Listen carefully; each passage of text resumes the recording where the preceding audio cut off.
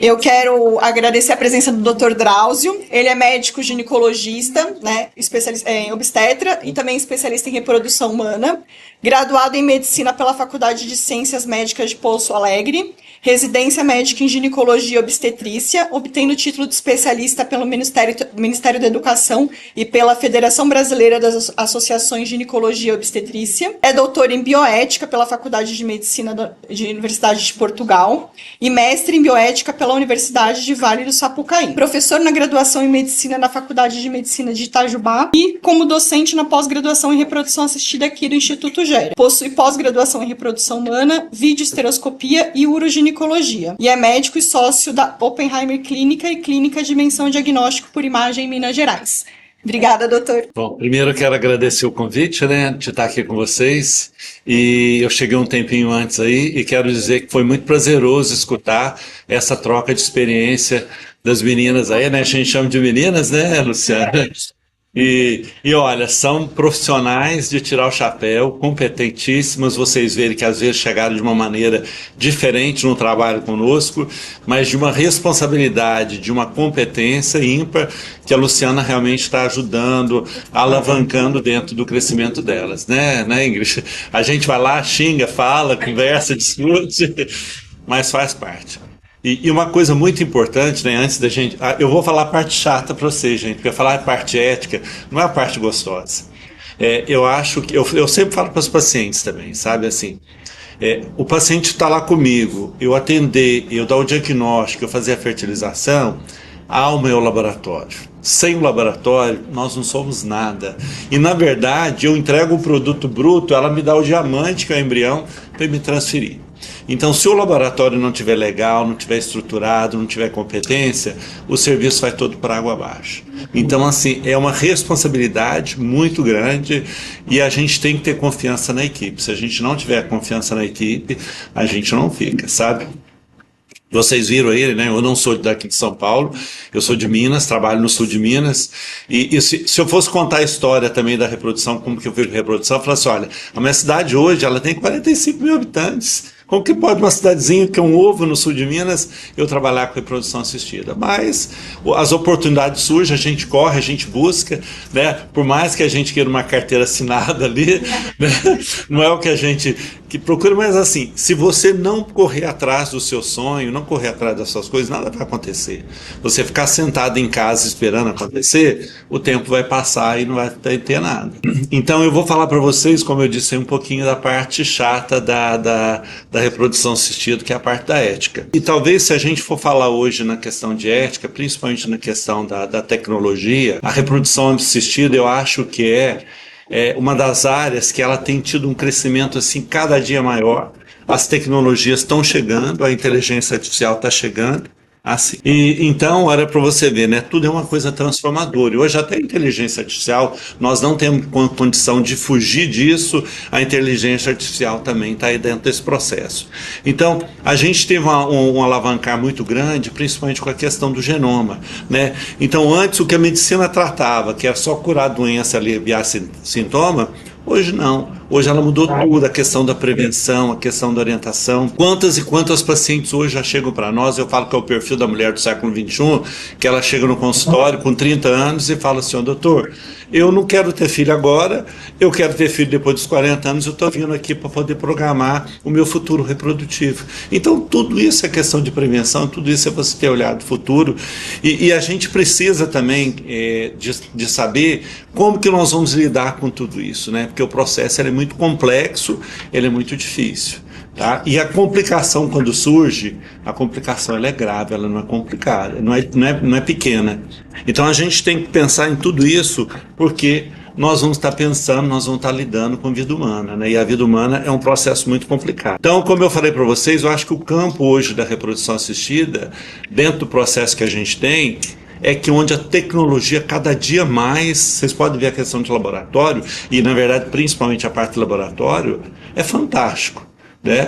Eu falo assim que eu estou na reprodução assistida há 18 anos, quando eu eu vim para a reprodução, eu vim fazer pós-graduação porque eu queria uma atualização, eu não pensava eu queria mexer com uma atualização com hormônio, os casos de infertilidade cada vez mais no interior estavam chegando, e os médicos não sabiam e não sabem ainda, os ginecologistas gerais, lidar e conduzir o caso. Eu queria poder ter um diferencial. E o processo sempre foi fluindo, foi acontecendo.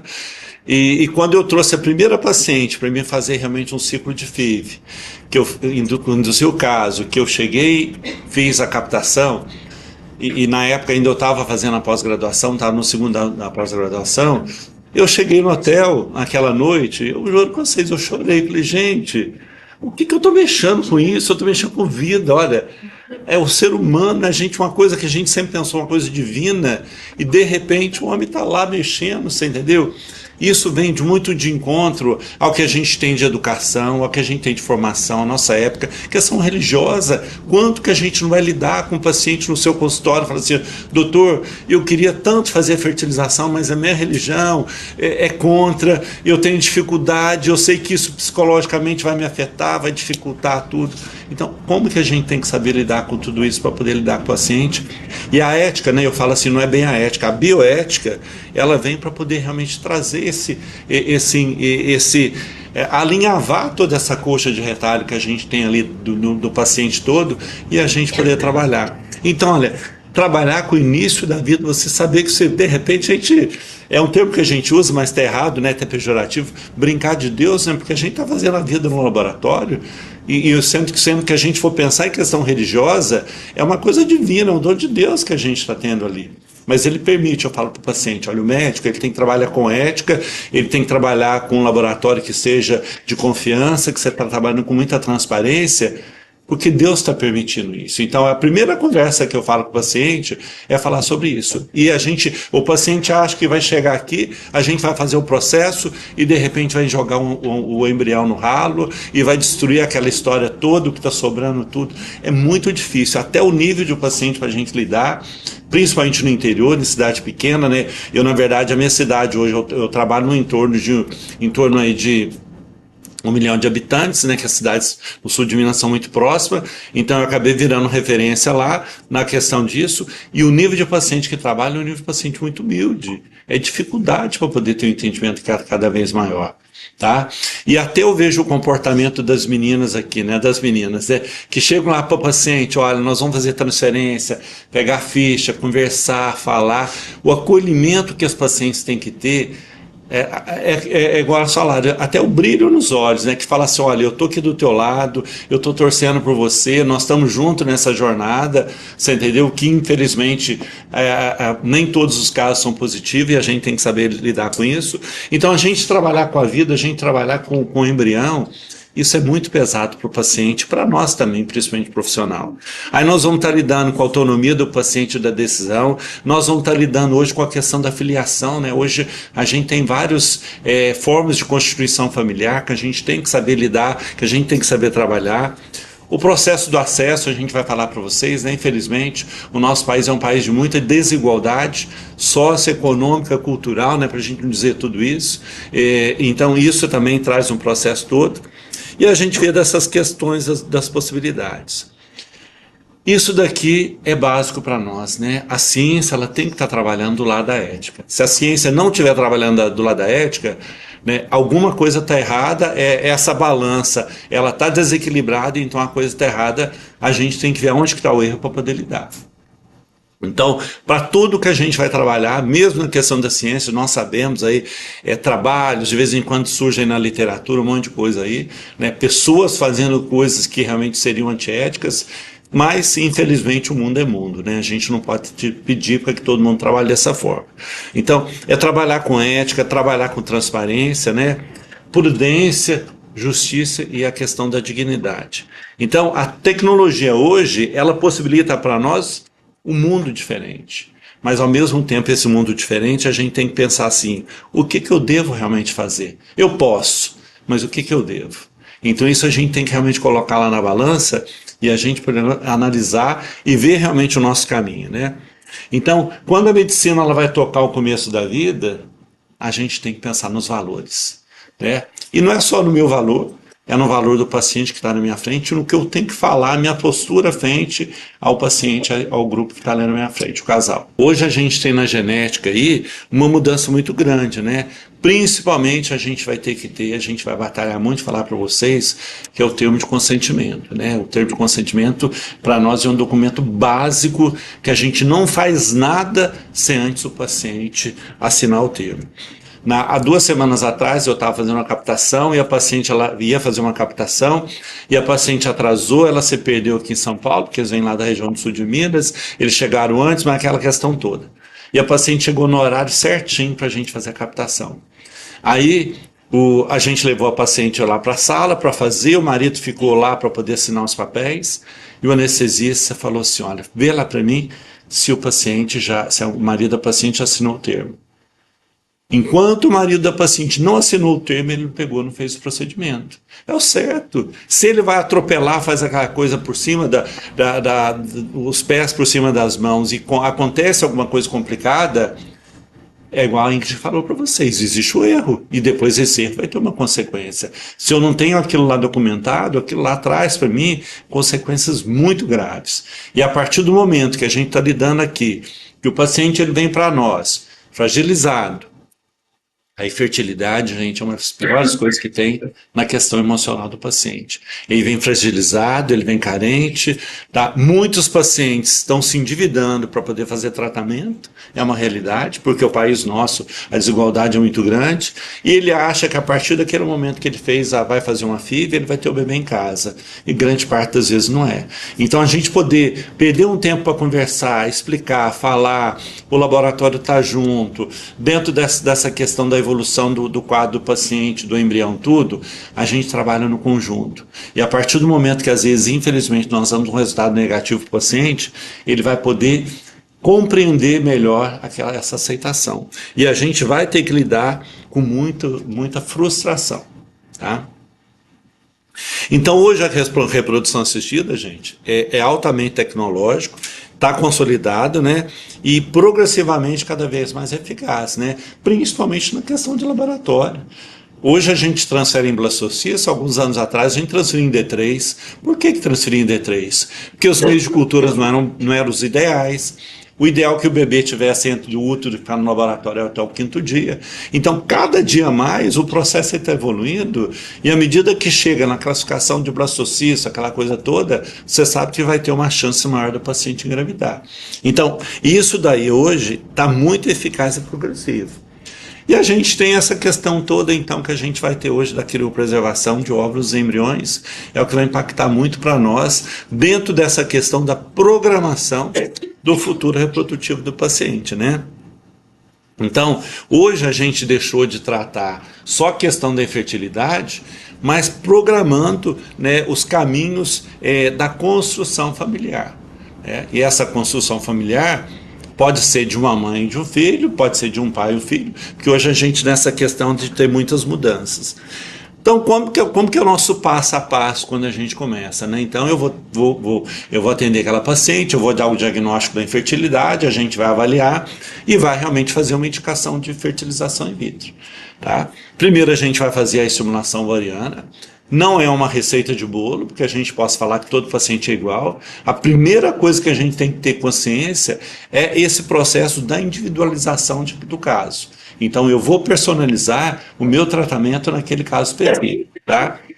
A fertilização hoje in vitro, principalmente na questão de laboratório, né? Vocês vão ver isso aí, vão rever de novo as várias técnicas que a gente tem, essa questão toda do laboratório, que eu não vou entrar aqui nessa discussão, porque é muito mais para vocês até do que para a gente, né? A questão da criopreservação de gametas e embriões, tanto na questão oncológica, que surgiu muito mais por conta da questão oncológica, e da questão oncológica hoje passou para a parte social, que eu disse para vocês, paciente com 30, 32, 35 anos, até mais, querendo fazer a criopreservação por questão do futuro reprodutivo.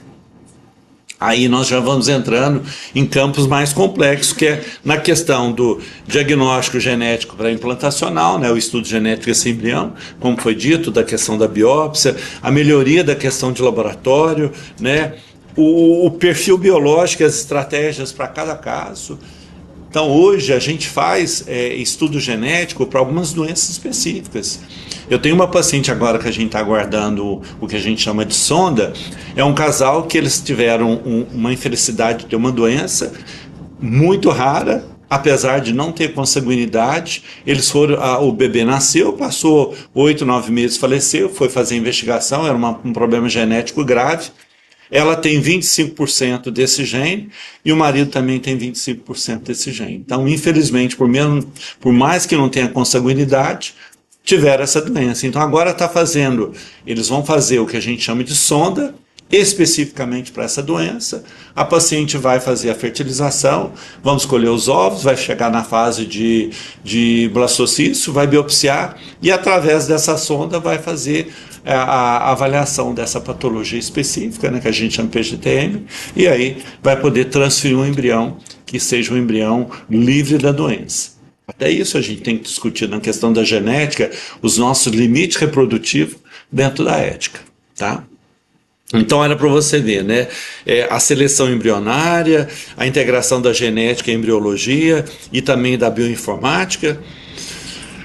E esse daqui é o nosso cerne de trabalho, tá? O nosso cerne de trabalho que eu falo, a bioética, ela na verdade, ela surgiu esse termo, mesmo essa questão, apesar que eu acho que a vida inteira, principalmente na parte médica, a gente tem que trabalhar dessa forma, de uma transparência e trabalhar dentro dos preceitos. Mas o Potter, né, que não é o do filme, ele acabou lançando, né, fez um estudo, chama o primeiro livro dele, A Ponte para o Futuro, onde ele trabalha o que a gente chama de principialismo. O principialismo a gente tem, então, a questão da autonomia, da beneficência, não maleficência e justiça. Então, esses são os pilares que a gente vai trabalhar, e dentro desses pilares a gente tem que analisar cada um deles, né? O que vem a ser a autonomia, então? O que a gente tinha no passado, que o médico era o detentor do poder da decisão do paciente, que a gente chama de decisão paternalista, hoje não. Hoje a decisão é do paciente, é do casal. Nós temos que explicar para o paciente, levar todas as orientações, o universo dentro da patologia do problema que ela tem, mas quem decide é o paciente. Eu mostro para ele o caminho, mas eu não vou fazer o caminho para ele. E no passado não. Como a gente falou para vocês, a medicina chegava, era curativa, você resolvia o problema, você decidia e pronto, acabou.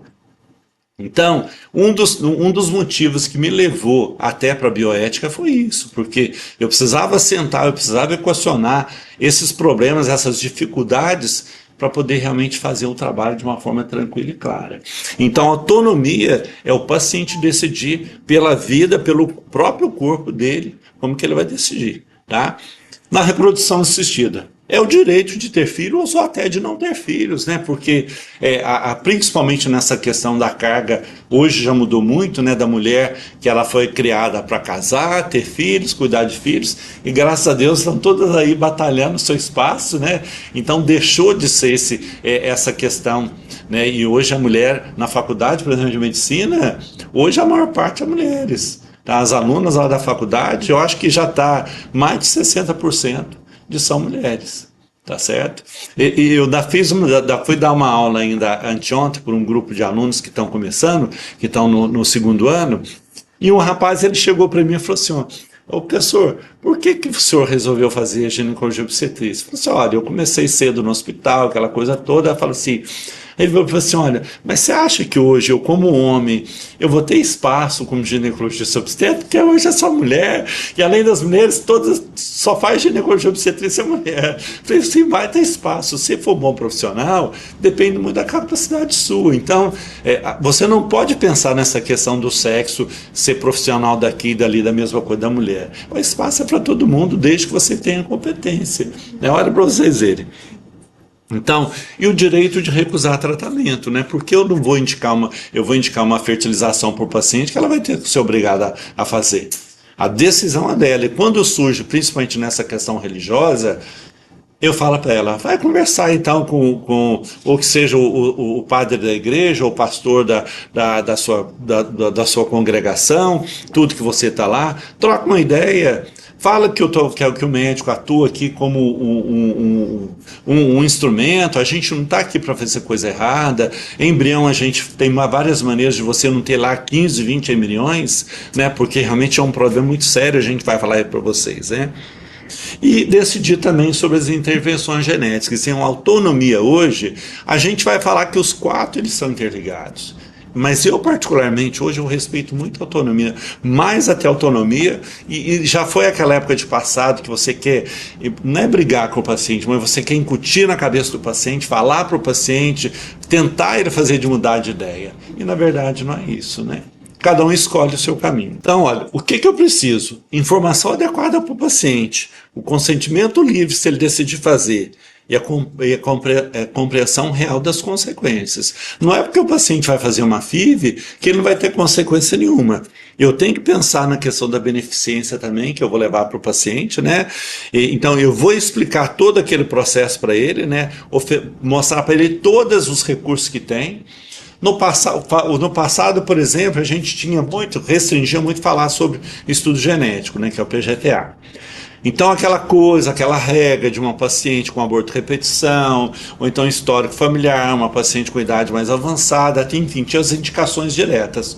Hoje o paciente chega para nós com 30 anos e fala assim, doutor, eu vou fazer FIV? Vou, você vai ter que fazer por uma indicação. Ele falou assim, olha, e o que você me fala do estudo genético? Eu chego, explico e falo. Mas se uma paciente de 30 anos quer vir fazer o estudo genético, eu vou falar para ela não fazer? Olha, a decisão sua. Se a gente for fazer dentro das indicações clínicas, você não se enquadra nisso, mas é uma decisão sua.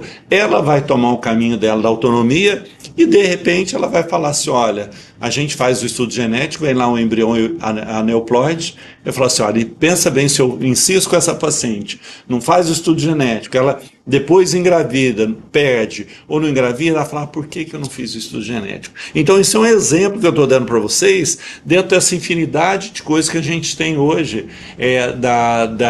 a respeito da reprodução assistida. Até essa imagem, ó, tudo embaralhada, porque é tudo embaralhado mesmo na cabeça da gente. É tanta coisa, tanto caminho que você tem que mostrar para o paciente, tá? E a não maleficência, né? Risco desproporcional, então para proteger com danos. Tá? Quando a gente vai fazer o processo da FIV, a gente tem que tomar muito cuidado, como eu falei para vocês, os protocolos que a gente usa individualizado, porque de repente eu vou dar um mundo de remédio para o paciente, essa paciente vai ter uma hiperestimulação desnecessária. Então hoje o protocolo é individualizado por conta disso, eu não posso ter risco para o paciente. Até mesmo eu fazer uma punção, eu tenho risco para o paciente tem que estar ciente disso, e no termo de consentimento ele vai estar ciente que possa fazer aquilo lá. Então, eu não posso colocar o paciente em risco sem ele saber.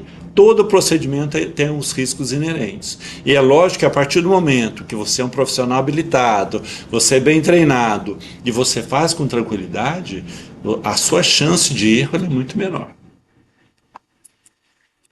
E a questão da justiça, né? Eu acho que de todos aqui, o mais difícil da gente lidar hoje eu acho que é a questão da justiça, porque infelizmente o nosso país, como eu disse para vocês, ele não tem a nível de saúde pública ou mesmo a nível de plano de saúde o acesso para a reprodução assistida. A reprodução assistida é ainda um acesso desigual, tá certo?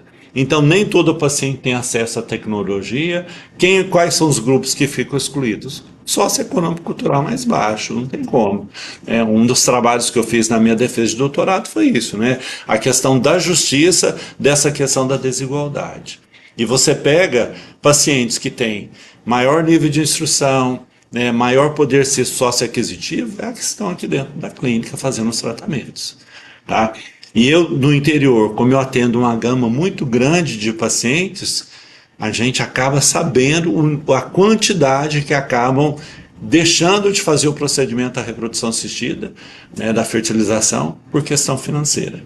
E outras que se endividam muito para poder buscar o tratamento. E a Constituição nossa fala, né? A saúde é um dever de todos e uma obrigação do Estado. Né? E aonde que está essa questão toda, né? Então, a balança nossa ela está desigual. A gente sai então dos princípios e a gente vai para a questão do direito, tá certo? Aí a gente trata um pouco dessa questão do que a gente pensa na questão do paciente, dos direitos que ele teria, né? Então, esses 4 princípios, eles se interagem, a gente não consegue excluir, né, dentro do processo todo. E o direito, primeiro que a gente tem que pensar da questão da informação, né? Já foi aquela história, como eu disse para vocês, da ação paternalista do médico. O médico decide, o médico é o Deus, ele que resolve. Não, eu não resolvo nada. Eu estou aqui para poder, com o meu estudo, com o meu conhecimento, com a minha atualização, eu levar todas as informações para o paciente. E a partir do momento que o paciente tem todas as informações, eu faço toda a questão da investigação diagnóstica, eu chego na questão do diagnóstico e eu falo para o paciente, olha, o seu tratamento é esse e esse. Tá? E a reprodução assistida, né, é realmente, às vezes, o maior caminho hoje que a gente tem na questão da infertilidade para realmente o casal ele buscar a questão de ter filhos. Além da informação, você tem, então, o que eu me falei para vocês, na questão do termo de consentimento livre e esclarecido. Tá? O paciente ele tem que ter esse termo em linguagem clara, tá certo? De fácil entendimento, e às vezes você chegar a explicar e conversar. Agora, eu falo para vocês que não é uma realidade que a gente tem dentro da reprodução assistida. E mesma coisa, todo mundo aqui, né? Vai assinar um papel de banco lá, que é as coisinhas, tudo com a letrinha pequena, você não quer tempo, você não vai perder tempo, você pega e assina lá embaixo. Tá? Aí depois vem a questão de dúvida. Eu sempre falo para o paciente, olha, você tem dúvida, falo todo o processo que a gente vai caminhar, como que funciona tudo aquilo, sabe, a questão de embriões, de congelamento, todo o processo. Tem dúvida? Eu dou o papel para o paciente, eu tenho lá um folderzinho, né, umas coisinhas que eu fiz lá de rascunho, que eu acabei ajustando e dou para o paciente, falo, leva para casa, lê isso aqui, conversa com seu marido e me traga mais dúvidas ainda para fazer isso, para a gente poder esclarecer. Isso, gente, vocês não têm ideia do como faz o diferencial. Eu não estou lá só simplesmente para poder fazer fertilização, virar as costas e ir embora, não é isso. Eu estou lá eu falo para o paciente, nós estamos numa jornada juntos. Cada casal, cada paciente é uma história e você vai nessa jornada. E a partir do momento que você conversa, você explica, demora até muito mais a sua consulta, o paciente você sai dali mais satisfeito, sai principalmente bem acolhido. E até na hora que vê um resultado negativo, ele fala assim, olha, a gente fez de tudo, né, doutor? Mas, infelizmente, não foi o resultado que a gente quis. E isso daqui, gente, olha, principalmente quando vai envolver genética, seleção embrionária e a preservação da fertilidade, é muito, muito importante. Eu fui fazer um procedimento esses dias, que era, na verdade, uma preservação da fertilidade, porque a paciente era uma paciente jovem, e é uma paciente com uma baixa reserva, e agora eles já eram casados, os 2 médicos, e já eram casados, já são casados, e a gente fez o procedimento. A gente não fez aqui, a gente fez lá no Áureo. E ela tinha já feito uma coleta, da coleta dela, a própria embriologista já falou para nós, a qualidade do óvulo não é boa, apesar dela ser jovem. Então tem, né, Luciana, todas aquelas coisas que vocês avaliam, o óvulo lá, tudo, e já falou assim, olha, realmente não é boa. E ela, na verdade, até ficou com um embrião euploide no final, e ela falou, quero fazer um segundo ciclo. E nesse segundo ciclo a gente preparou tudo, aquela coisa toda, ela tinha lá 9 folículos. Gente, dos 9 folículos, ela teve um óvulo. E o óvulo era VG ainda, uma vesícula germinativa. Mas eu falei assim, olha, o marido junto, acompanhando toda a coleta, falou assim, olha, que bom que você está aqui do lado, você viu, a gente funcionou, lavou 3 vezes, foi avaliar aquela coisa toda, você entendeu? Então, assim, olha, isso daí, para um casal de médico, o marido acompanhando, foi uma coisa muito tranquila. Agora, imagina uma paciente que sem muito conhecimento, sem nada, na hora que você sai da sala e vai falar para o marido, olha, tivemos lá dos 9 folículos que tinham bonitos, nós tivemos um óvulo, e esse óvulo também ainda não dava bom. Então, olha como pesa para nós essa questão do termo, da gente saber orientar e da gente saber conversar. Direito à privacidade também e à confidencialidade. O casal que está vivendo a reprodução, a infertilidade e vai para a reprodução assistida, como eu disse para vocês, é muito fragilizado. A cobrança é da sociedade, a cobrança é da família, da falta dos filhos. Se vai domingo a família se reunir, e tem criança junto, mas por que vocês não arrumaram filho ainda? O que aconteceu? Vocês não estão querendo filho? Né? Se vai numa festa, num evento, os outros casais com filhos, eles sem filhos, sem querer, sem dizer que é a própria cobrança do paciente. Então, a maior parte desses casais, eles querem a questão da privacidade. Tá? Eu digo para vocês que 90% dos casais do processo da questão da reprodução assistida, da FIV, o máximo que às vezes eles falam é para o pai e para a mãe. Outras pessoas da família não ficam sabendo. Tá? E eu, como estou no interior, o paciente vem para cá e aí ele vai perder o dia de trabalho, aquela coisa toda. O paciente fala assim: doutor, o senhor não faz um atestado para mim, mas faz o atestado do seu consultório aqui, não faz com o impresso lá da clínica, porque se for com o impresso da clínica, eles vão ficar sabendo do meu trabalho, aquela questão toda de que eu estou fazendo um tratamento, e se depois não der certo o tratamento, eu vou ter que explicar um monte de coisa, e eu não quero que ninguém fique sabendo. Então, olha para vocês verem, às vezes, os pequenos detalhes, como faz diferença do processo todo para a gente trabalhar. Certo? A questão do diagnóstico genético também, mais uma vez, vem aqui para a gente nessa questão, né? E esses dados, eles têm que ser protegidos. Tá? Então, todo o prontuário do paciente, toda a ficha do paciente, e principalmente, gente, é de laboratório. Vocês não têm ideia de como o paciente pergunta para a gente como que funciona o laboratório. Por quê? Ele falou: doutor, eles não vão trocar meu embriãozinho lá dentro, não? Juro para vocês, gente, isso acontece. Como que eu vou ter essa garantia que o meu embriãozinho está lá? Uma das coisas que eu falo para eles, eu falo assim: olha, gente, no laboratório, nem eu como médico eu posso entrar lá e ter permissão para entrar. O pessoal está tudo lá teclando a senha para poder entrar. Se entra uma pessoa diferente ali, tem que ter conhecimento, respaldo, toda essa segurança. Então isso daí é uma coisa que pesa muito, até mesmo para o paciente escolher a clínica que ele vai trabalhar. Né, porque sabe que é uma clínica ética, de segurança e uma clínica idônea. Direito à não discriminação. Né? O Brasil é um dos países que eu acho que ele tem mais liberdade dentro dessas questões do processo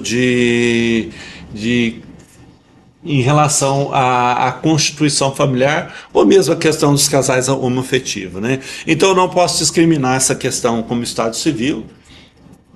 Hoje a gente tem muitas pessoas, né, mulheres querendo gestar sozinha, né, homens também, tá certo? Da questão de orientação sexual, condição social. A condição social, a gente vai estar um problema que é referente ao princípio da justiça que eu disse para vocês. Mas eu não posso fazer nenhuma discriminação. E na questão dos limites da idade, né? A gente vai falar um pouquinho para vocês, existem as normativas que a gente segue, que a gente vai detalhar um pouquinho mais para frente. E mais uma vez aqui o acesso justo ao tratamento, que a balança nossa, ela realmente pesa muito dentro dessa questão, né? Dentro do processo da FIV, infelizmente os custos são custos muito caros, e isso acaba fazendo que esse direito ele não seja equitativo, tá? Mas aí é um problema que nós não conseguimos ajustar isso. É um problema realmente que a gente fala que é um problema do país. E eu trabalho muito com o pessoal de Portugal. Portugal está bem à frente nossa daqui tudo, em todos os sentidos, na questão da bioética. Lá o paciente ele tem o direito de fazer tratamento, ele tem lá algumas normativas, regras, né? Mas a saúde pública é uma saúde pública que é muito mais efetiva do que para nós. Bom, hoje dentro do processo da reprodução assistida nós temos aí, né, uma expansão de possibilidades, né? Como eu falei para vocês, na questão da prevenção de doenças hereditárias, esse caso que eu estou citando para vocês especificamente, tá? Preservar a fertilidade, que no passado era um processo mais oncológico e hoje não é mais só oncológico. A gente tem essa preservação social que a gente fala, tanto da questão masculina quanto feminina, né? Alguns da parte masculina, o paciente vai fazer uma vasectomia, então ele vai lá, eu não sei se amanhã eu vou estar com a minha esposa ou não, se eu vou querer ter mais filhos ou não, vai lá e faz o congelamento do sêmen. Tá certo? E as mulheres cada vez mais agora, felizmente, buscando um congelamento mais precoce, tá? Para fazer o planejamento reprodutivo no futuro, né? Olha, eu vou ter filho quando? Vou ter filho com 40, 45, 42, com 38, né? Dentro da decisão do paciente, mas é o momento ideal para ela, tanto profissional, né? quanto da maturidade dela se sentir própria para ter o filho. Ou estar junto com um parceiro, ou sozinha, e de ajustar nesse processo todo. Tá? E a gente tem, né, a viabilidade de gestação em cenários que antes no futuro era inviável. Né? Hoje nós temos a questão que a gente vai falar um pouquinho, útero de substituição, a questão de casais homoafetivos, né, que no passado era mais difícil. Tá? Mas o que a gente tem que pensar? A gente tem que pensar muito em equilibrar também a balança. Né? Eu fazer uma coisa correta, né, eu fazer uma coisa ética, dentro desse processo dos tratamentos e do planejamento que a gente possa ter. Dentro desse processo todo, né, que hoje a reprodução chega, né, então a gente tem essas consequências aí, que elas são inimagináveis, né, em processos também que são inevitáveis. Né? Primeira coisa que a gente tem que pensar também é a gente ter a responsabilidade ética. Né? Quando eu amplio o meu desejo, quando eu tenho mais esse arsenal todo de trabalho, eu também tenho que pensar na questão dos meus limites. Tá? Mais uma vez, né? Eu posso, mas eu devo. Então é uma coisa que a gente sempre tem que estar colocando isso nas nossas cabeças. A gente sempre tem que pensar isso para a gente saber que a gente tem um certo limite. Né? Então até onde a medicina pode atender o desejo reprodutivo. Tá? Eu gosto muito de dar o exemplo, porque no dia a dia a gente vai trabalhando e vai vendo. Essa semana eu atendi um casal, já tinha atendido alguns dias atrás, e é muito difícil às vezes você chegar e falar assim, um não direto para o paciente. Né? Eu acho que a gente tem que ir naquela história, o gato subiu no telhado. Mas assim, entender, ouvir, né? E você ver o caminho que você pode dar. Então uma paciente de 46 anos e um marido de 45. Na verdade, um marido de 45 era um segundo relacionamento. E um paciente que chega a 46 anos, a gente sabe das possibilidades reprodutivas são muito, muito pequenas. Eu não falo de imediato que é uma coisa impossível, mas é uma possibilidade muito pequena. Lógico que a gente tem na literatura aí casos descritos todos, mas se a gente for pensar, casos muito pontuais. Aí conversei, falei com eles, aquela coisa toda, mas eu já percebi que o marido, naquela coisa toda, Nancy, mas nós queremos algum caminho, alguma coisa que possa fazer. Se não for fazer fertilização, vamos fazer pelo menos inseminação? Eu escutei, ouvi muito, e eu falei, agora vamos pedir os exames para a gente ver primeiro, para me ter alguma coisa documentada. E veio do jeito que eu esperava. O antibiliano dela zerado, né, o ovário já é um ovário atrófico, apesar de ela estar menstruando, porque o paciente acha assim, doutor, eu estou menstruando, então por que eu não estou engravidando? Acho que a menstruação é um sinal que realmente 100% de ovulação. E o espermograma do Ari também muito, muito alterado, porque ele tomava vários medicamentos pesados. Aí eu cheguei para eles agora na consulta de semana e falei assim, olha, eu não tenho como falar para você que é impossível você engravidar. De repente, para Deus, né, tudo é possível. Mas o que eu quero dizer para você é que dentro da medicina reprodutiva eu não posso ajudar vocês. Tá? Eu vou estar fugindo da ética a partir do momento que eu prometer um tratamento para vocês, e esse tratamento é um tratamento que não vai dar certo. Isso é uma coisa importante também que a gente tem que fazer. Tudo que eu for fazer para o paciente, eu tenho que ter não só o respaldo legal, mas eu tenho que saber que aquele tratamento, o Conselho Federal de Medicina fala para nós, você não pode prometer tratamento que você sabe que não vai dar certo. E uma paciente de 46 anos, com antimiliano 0,01, e o marido com espermograma ruim, gente, é realmente um milagre. Fala, pode acontecer, pode. Então, fala com o homem lá de cima, eu aqui embaixo, ele não me deu esse poder ainda não.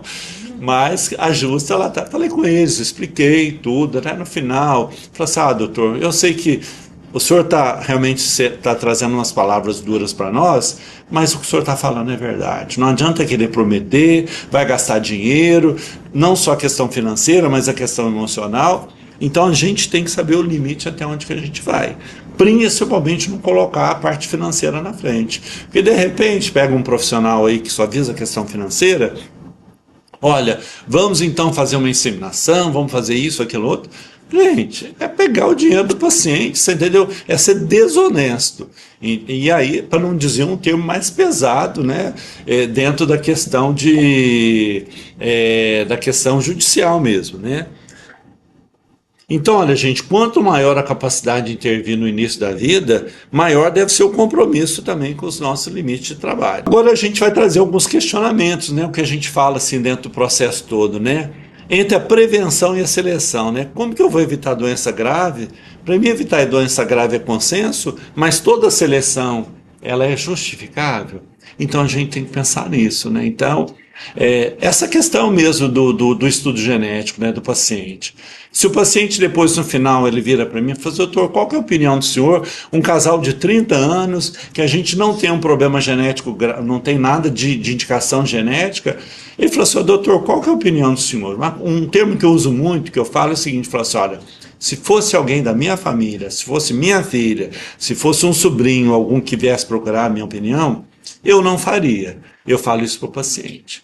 É lógico que a decisão é sua, tá? Mas você não tem motivo para fazer um estudo genético, vocês são jovens, você não tem nenhuma indicação médica para isso, eu não faria. Porque, querendo ou não, vai manipular o embrião, você está tirando uma célula lá, você entendeu? Eu não sei se isso depois, por mais que a técnica seja excelente, eu não sei se isso pode interferir na implantação desse embrião, tá? Então, é uma decisão sua. Então, eu penso muito, sabe, que a gente tem que ter um limite, né? E você tem que ter alguma coisa que realmente justifique ali para o paciente amanhã não falar para você um monte de coisa. Eu tive uma outra paciente, inclusive vai transferir essa semana, viu, Luciana? Na segunda vez. A paciente é uma paciente médica, que ela é uma gestação solo, e ela era uma paciente jovem, e tivemos lá, eu não lembro agora quantos blastocists. E ela ficou naquela não faço biópsia, que ela é pediatra.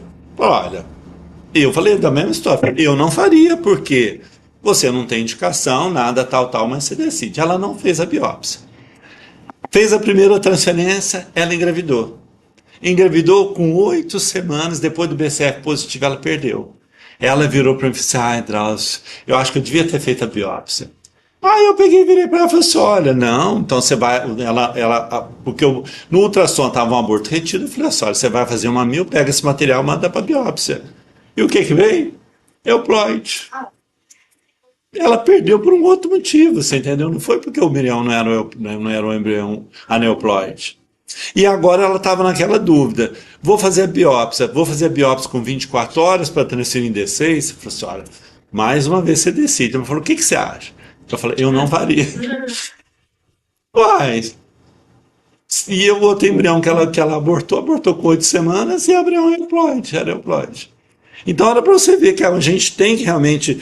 Mas uma coisa importante, gente, você tem que ter conhecimento para poder dar segurança para o paciente. Não é eu acho, a literatura fala isso, os trabalhos científicos falam isso, eu não estou aqui jogando a minha cabeça, não. Eu tenho toda a minha formação dentro do que eu tenho dos preceitos da bioética, mas eu estou te falando dentro do que a medicina fala também. Autonomia e responsabilidade, né? O direito de decidir é central para o paciente. Eu não falo o que o paciente vai fazer. Eu explico oriento todo o caso, eu acho que a gente tem que fazer isso, mas a decisão, principalmente na questão ética, tem que ser neutra. E a gente falar para o paciente o melhor caminho, tá? O que seria o ideal, o que a medicina vai e o que a medicina fala. Entre a tecnologia e a dignidade, né? A técnica permite, mas deve ser sempre utilizada? É o que eu falei para vocês, né? Eu posso, mas eu devo? Então, isso para mim na minha cabeça é muito constante, gente. Eu posso, mas eu devo? Então você tem que pensar muito nesse processo todo. E principalmente, coloque entre o pessoal da sua família junto. Se fosse a sua irmã, se fosse o seu irmão, se fosse o seu filho, se fosse alguém da sua família, o que você estaria fazendo para esse paciente? Entra o acesso à desigualdade. Agora, realmente, a gente sabe, né, que a gente tem uma desigualdade muito grande, né, realmente que a gente tem um grupo que se beneficia em cima disso aí. Né? Olha para vocês verem, né? Eu acho que essa frase aqui é muito interessante. Os dilemas, eles não nascem da tecnologia. Ele vai nascer das escolhas que ela nos permite fazer. A tecnologia está aí, sabe? Você vai ter que saber usar essa tecnologia para uma coisa boa, ou você vai saber usar essa tecnologia de uma forma que não seria o ideal, ou que não seria ético. Grandes questões, né, da reprodução assistida é principalmente quando a gente está lidando, quando a gente está falando com a questão do embrião. Tá certo? Eu trabalhar com óvulo, eu trabalhar com espermatozoide, não é tão pesado, mas agora eu trabalhar com embrião, com essa questão do início da vida, isso sim traz para nós bastante questionamento. Os questionamentos vêm da medicina, né, que a gente traz aí da gente falar quando inicia a vida.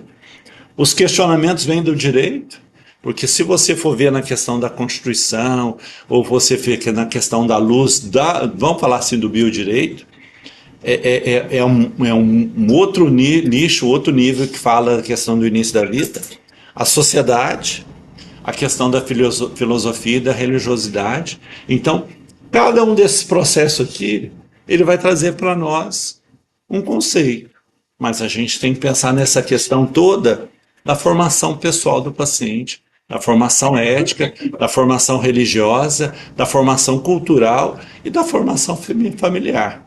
Então a gente vai ter esse conceito de cada um de nós. A gente tem essa briga, né, dentro da questão da medicina, na fecundação, na implantação, no desenvolvimento neurológico, sabe? Uma vez eu fiz um estudo, que eu precisava dar uma aula na faculdade, eu queria falar uma coisa sobre isso. Gente, mas eu fui ver a questão de religiões, quais as religiões que falam. Eu teria aqui uma meia hora para falar para vocês só dessa questão, quando é o início da vida, né? Dentro dessa divergência que a gente tem, dentro desse processo, desde as questões culturais, as questões religiosas, das questões médicas, da questão embriológica, né? Quando começa a vida na embriologia? Dentro da questão embriológica, ele fala muito a partir do momento que você não tem mais a capacidade de visão do questão do gemelar. Você entendeu? Porque até então é uma vida ou é duas vidas? Você viu como que o negócio é complexo? Você entendeu? Porque se eu tenho a capacidade de até, sei lá, se é nem lembro agora se é 9 dias ou se é 11 dias, dele dividir de seus gêmeos lá univitelinos, até aí são duas vidas, e não são uma vida a mais. Já a questão neurológica vai falar, porque quando tem o centro, aquela coisa toda, já muda tudo de figura. Então a resposta vai influenciar a respeito do estatuto de embrião, as decisões clínicas e as decisões legais, porque a lei ela já fala outra coisa. Dentro da questão da Constituição, a Constituição ela tem uma teoria que é da fecundação. E ao mesmo tempo a gente tem uma divergência, vários caminhos sobre isso aí. Agora, essa questão das constituições familiares, né, a gente falar um pouquinho, né? Hoje a gente tem essa diversidade, né, parentalidade entre casal homoafetivo, então hoje é permitido no Brasil 2 mulheres, né, ter a questão da gestação. Uma pode doar o óvulo e a outra pode gestar, o que a gente chama de gestação compartilhada. Existe o termo que é muito comum aí dentro do meio aí, falar que é método Hope, é isso, né? Ou mesmo uma pode doar o óvulo e ela pode gestar. E aí, quando a paciente chega para mim, um casal homoafetivo lá, feminino, eu converso com elas, falo assim, olha, vocês têm união estável? A paciente fala, não é obrigado ter união estável. Tá? Você pode tomar decisão, vamos dar um exemplo, vocês duas aqui, você doa, você gesta, vocês estão juntas. Aí eu viro para você e falo assim, olha, se daqui a 3, 4 anos vocês se separarem, esse filho vai ser de quem? Olha para você ver como que o processo é complicado. Quando uma doa e a outra gesta, teoricamente vai estar marcado, existe essa questão desse vínculo. Como se fosse homem e mulher, do óvulo e os... Oi? Não tem. Sabe por que não tem, Luciana? Essa que está sozinha aqui, do óvulo e gestor, ela na justiça fala assim, eu fiz uma gestação independente. Então todo casal homoafetivo que chega para mim, eu falo isso para elas. Olha, vocês estão juntas hoje, amanhã vocês não vão estar juntas. E aí, de quem vai ser esse filho? Então, eu falo para ela, eu não preciso de vocês ter uma união estável para mim poder fazer o processo da FIV. Mas eu quero dizer para vocês que eu prefiro que faça dessa forma por segurança do filho, não é nem da mãe, das duas, porque as duas vão estar brigando amanhã na justiça e a criança vai estar nesse ping-pong.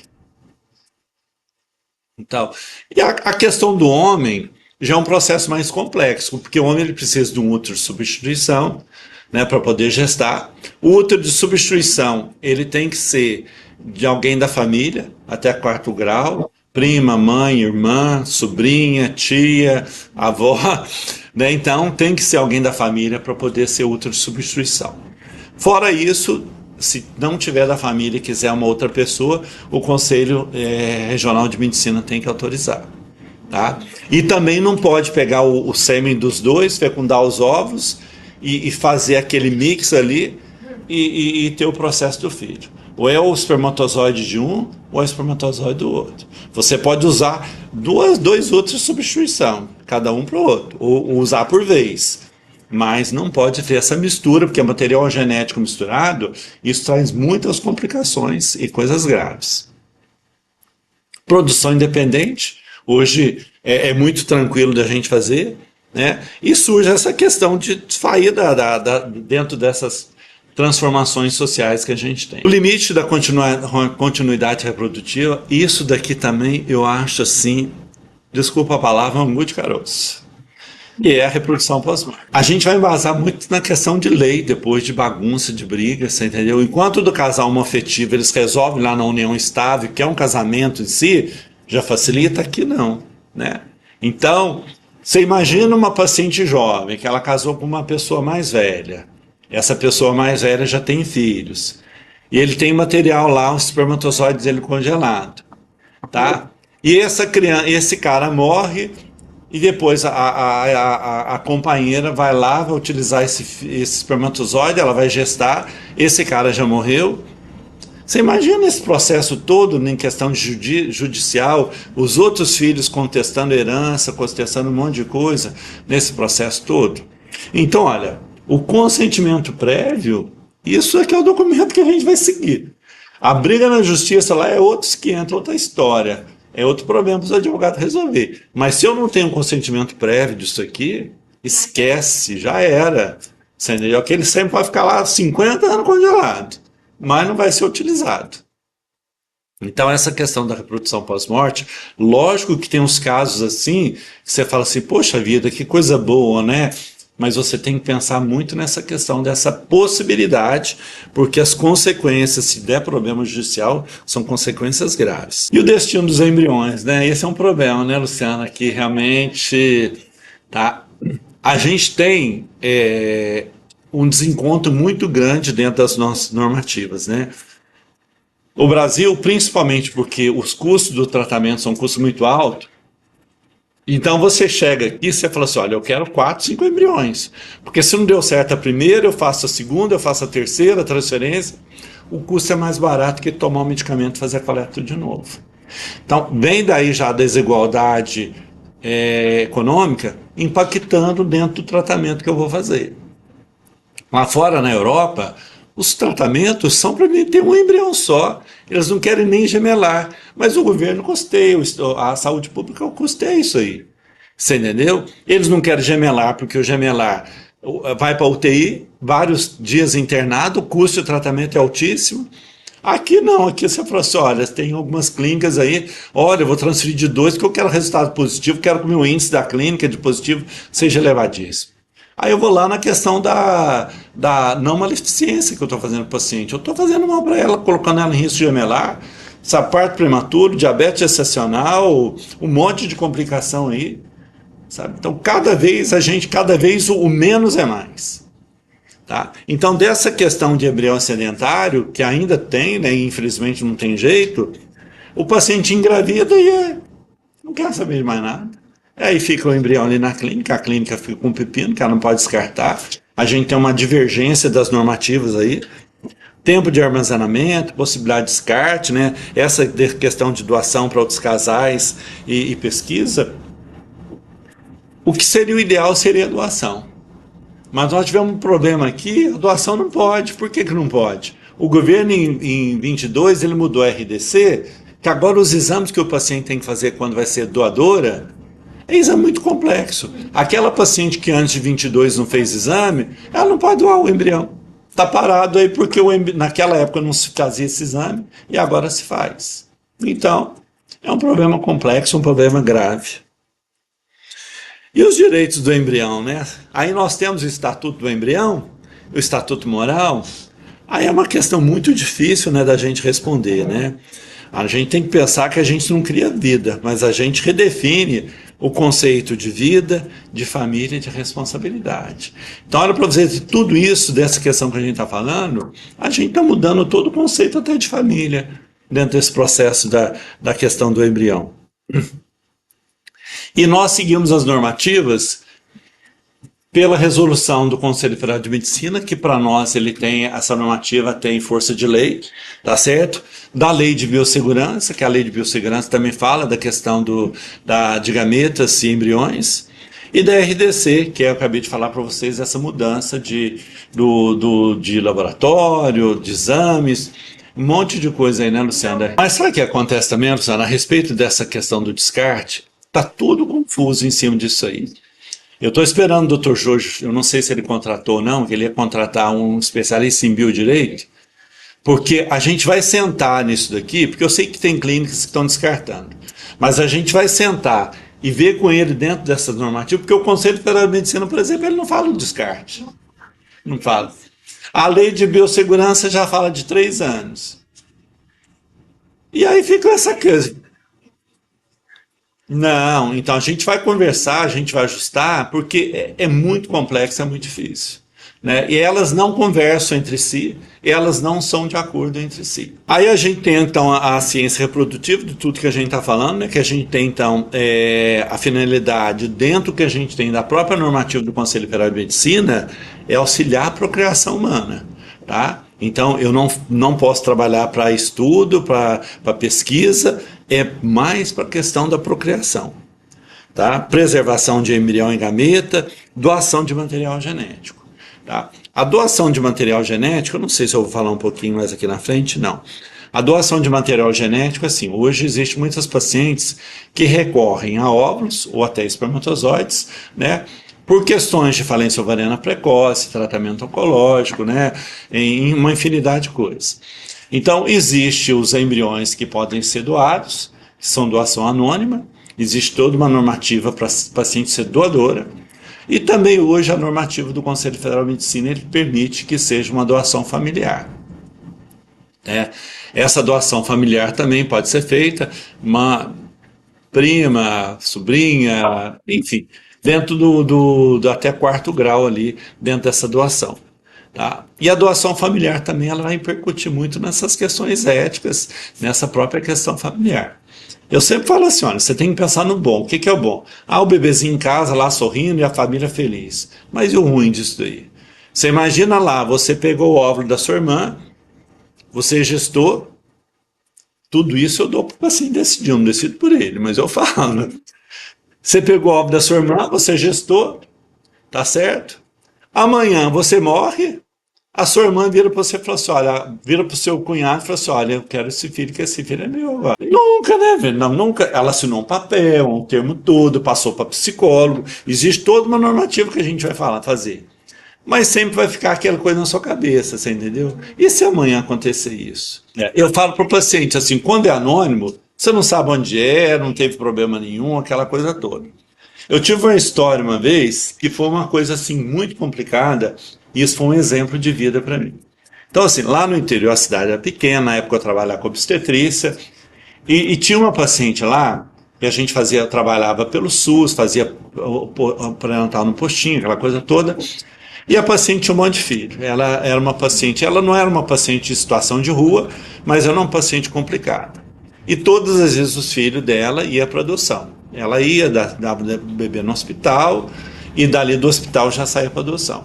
Lógico, a adoção é feita tudo de forma legal, lá tudo, mas não é, hoje é mais complexo. Naquela época, isso já tem uns 25 anos, era mais fácil. E assim, ela teve assim, uns 3 filhos e ficou tudo por lá. E um dos partos fui eu que fiz. E eu soube até para qual casal que foi para adoção. O outro colega também que fez o parto sabia, porque a gente acabava cidade pequena, mas assim, foi tudo adoção da forma judicial. Não é que uma dessas crianças, na fase de 17 anos, teve o quê? Uma leucemia. E precisava do transplante. Aí a mãe que adotou uma dessas crianças, ela procurou todos os obstetras da cidade. Falou, olha, meu filho está com leucemia, E agora eu queria saber e tal, da possibilidade, tudo. A gente reuniu, conversou até com o advogado, falou: se existe essa situação que você pode até realmente expor. Mas o que precisava também é a família que adotou aceitar ou não essa questão de expor. E era um nível social e econômico assim, olha. O que estava com leucemia de uma família muito, com uma condição financeira muito boa, e o outro que não estava, que estava com outra família, um dos outros, uma família muito humilde. E aí foi um processo todo, advogado no meio, aquela coisa toda de autorizar. No final autorizou, a família aceitou tudo, e no final não precisou do transplante. Só com a questão do tratamento lá, ali em Campinas, fez o tratamento, resolveu. Mas, gente, o relacionamento desses dois irmãos ficou um negócio tão complicado, justamente por conta dessa desigualdade. Foi um processo muito difícil. Então, olha, não é fácil, viu? As experiências que a gente tem, por mais que naquela hora eu falava para a pessoa: olha, espera para ver primeiro se realmente vai precisar. Às vezes não precisa, como realmente no final não precisou. Então, você trabalhar depois, que eram crianças ainda, eram adolescentes, toda essa questão não é fácil, né? Enfim, a ciência também está nesse processo. E os nossos limites também, né, dentro das implicações. O Conselho Federal de Medicina, ele fala para nós 50 anos, tá? Não 50 anos de eu estar coletando óvulo fazendo fertilização, mas 50 anos para o paciente poder gestar. A partir de 50 anos, tem as exceções? Tem. Desde que você passe por uma avaliação médica, que mostre que você tem boa saúde, que não tenha nenhuma comorbidade. Eu tenho que ter um relatório de um obstetra que vai assumir esse pré-natal do paciente. Então, a partir de 50 anos, eu tenho que ter toda uma justificativa para os pacientes fazerem. E a gente tem, né? Você sabe, paciente de 50, 56, 58 anos aí, sendo receptora de óvulos e gestando, tá? O número de embrião transferido, né? Isso também mudou muito. A gente vai falar daqui a pouquinho que a gente tinha no passado, que era uma redução embrionária. Hoje não, hoje eu tenho regra de transferir de 2 a no máximo 3 embriões, dependendo das condições. E a maior parte das vezes hoje a gente quer single transfer, né? Quer transferir um só, justamente para não ter risco gemelar, não ter complicações na gravidez, laboratório cada vez melhor, então me dá um embrião que eu sei que tem uma possibilidade melhor de implantação.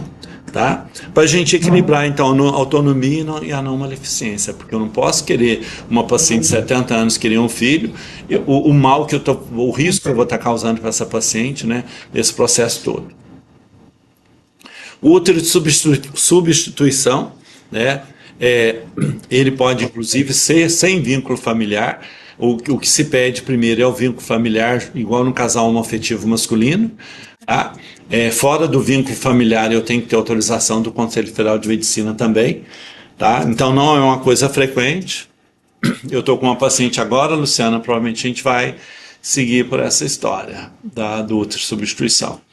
É uma paciente que ela fez uma preservação da fertilidade, porque ela ia fazer uma cirurgia de miomectomia, e os miomas eram grandes, existia essa possibilidade de impactar na fertilidade dela, e ela tinha uma reserva ovariana já um pouquinho impactada, fez o primeiro ciclo, teve um embrião só, se eu não me engano, ou 2, e ela quis fazer um segundo ciclo, por conta do útero dela, a possibilidade de gravidez ser menor, ela fez um segundo ciclo. E ela começou a fazer o tratamento para fazer o preparo endometrial, aliás, ia fazer, que ela tinha feito a cirurgia, tinha tirado outros miomas, e ela virou e falou assim: olha, eu preciso fazer uma mamografia porque a minha está atrasada, porque eu fiz há 2 anos atrás e tinha dado um nódulozinho, eu acabei esquecendo. E foi fazer a mamografia, um câncer de mama. Tá, 34 anos, e agora fez o imunohistoquímico. O imunohistoquímico veio com a questão hormonal, tem uma relação hormonal grande. Então, assim, olha, não que seja proibido ela gestar, mas se ela for gestar, eu calculo que menos de 5 anos talvez não. E por ser hormônio dependente, pode ser que isso impacte negativamente para ela. Então, é uma paciente que, para útero de substituição, vai ser um bom caso para a gente poder levar essa possibilidade para eles. Seleção de característica nem de sexo não pode, né? A gente só é autorizado mesmo nessa questão de alguma doença genética que você vai ter essa investigação. a redução embrionária. Então, no passado, quando eu comecei na reprodução assistida, até me arrepiava. Era 4, 5 embriões lá, a paciente grávida, e fazia ali a redução embrionária. Tinha uma pessoa que fazia aqui em São Paulo, mas aqui na clínica a gente nunca encaminhou nada para isso. Graças a Deus, o Dr. Jorge trabalhou sempre assim com uma ética impecável, sabe? Então a gente já tinha esse hábito de não transferir muitos embriões, já transferi pouco por conta do risco mesmo disso daí, mas eu falo assim que é uma fase negra nossa da reprodução, tá certo?